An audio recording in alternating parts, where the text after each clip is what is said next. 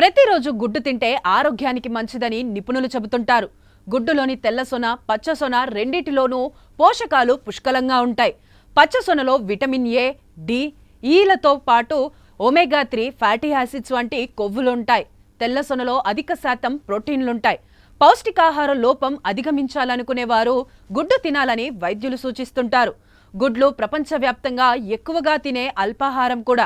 అయితే జామా నెట్వర్క్లో ప్రచురించిన association for dietary cholesterol and egg consumption with incident cardiovascular disease and mortality అనే కొత్త అధ్యయనం సంచలన విషయాలు వెల్లడించింది. రోజు గుడ్డు తింటే గుండె జబ్బులు, మరణ ప్రమాదాన్ని పెంచుతుందని ఈ అధ్యయనం సూచిస్తోంది. అయితే గుడ్లు తినడం వల్ల గుండె ఆరోగ్యంపై ప్రతికూల ప్రభావం ఉంటుందా లేదా అనే వివాదం ఎప్పటి నుంచో ఉంది. చాలా మంది నిపుణులు, వైద్యులు ఈ తాజా అధ్యయన వాదనలతో విభేదిస్తున్నారు. తాజా అధ్యయనం ప్రకారం 17.5 సంవత్సరాల కాలంలో రోజు సగం గుడ్డు తినడం వల్ల గుండె జబ్బుల ప్రమాదం 6%, మరణ ప్రమాదం 8% పెరుగుతుందని పరిశోధకులు కనుగొన్నారు. గుడ్లలోని కొలెస్ట్రాల్ దీనికి కారణమని చెబుతున్నారు. చికాగోలోని నార్త్ వెస్టర్న్ విశ్వవిద్యాలయ పరిశోధకులు 29,615 మందిపై ఈ ప్రయోగం నిర్వహించారు.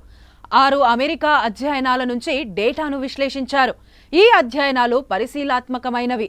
అన్ని పరీక్షల అనంతరం ఈ విషయాన్ని వెల్లడించారు. మొదట పరిశోధనలో భాగంగా ఎంపిక చేసిన ప్రజల ఆహార అలవాట్ల గురించి తెలుసుకున్నారు. రోజుకు ఎన్ని గుడ్లు తింటారో అని అడిగారు. ఒక పెద్ద గుడ్డులో దాదాపు 186 మిల్లీగ్రాముల కొలెస్ట్రాల్ ఉంటుంది. అయితే వారు రోజు ఎంత వ్యాయామం చేశారనే అంశాన్ని సైతం పరిగణలోకి తీసుకున్నారు. ఈ సమాచారం అంతా తీసుకున్న తర్వాత ఒక్కొక్కరిని సగటున 17.5 సంవత్సరాలు ట్రాక్ చేశారు.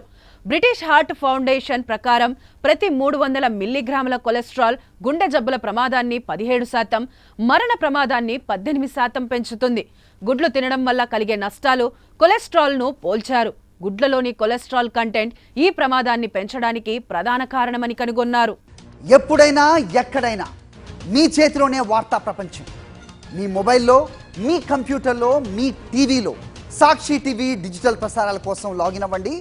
www.youtube.com/sakshi tv. Subscribe Sakshi TV YouTube channel.